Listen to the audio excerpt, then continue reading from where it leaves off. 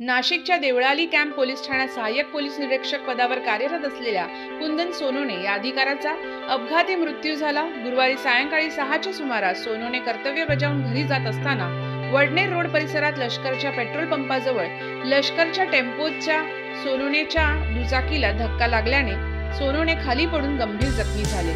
लष्करी जवानांनी त्यांना उपचारासाठी मिलिटरी हॉस्पिटलला दाखल केले असता उपचाराआधीच त्यांचा मृत्यू झाला होता। या घटनेमुळे सोनोने कुटुंबासह पोलीस दलावर शोककळा पसरली आहे।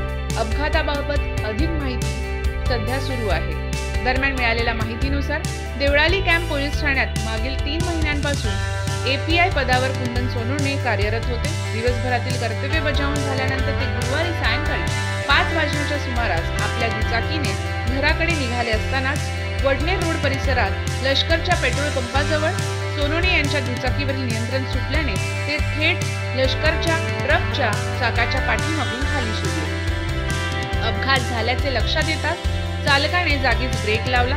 यानंतर तात्काळ सोनोने यांना जवानांनी गाडीच्या बाहेर काढत रुग्णालयात हलवले, मात्र त्यांची प्राणज्योत मावळली होती। त्यांच्या पश्चात पत्नी, मुलगा, मुलगी, भाऊ असा परिवार आहे। त्यांच्या निधनाचे वृत्त कळताच नाशिक पोलीस दलामध्ये हळहळ व्यक्त करण्यात आली आहे। ते नेहमीच बोला प्रभू असे म्हणत असतात, त्यामुळे एका प्रकारे बोला प्रभू आवाज हरपल्याची भावना नाशिक पोलीस दलात व्यक्त होत आहे। ते 2000 सालच्या बॅचचे अधिकारी होते। गेल्या 23 वर्षापासून ते पोलीस दलात सेवा देत होते।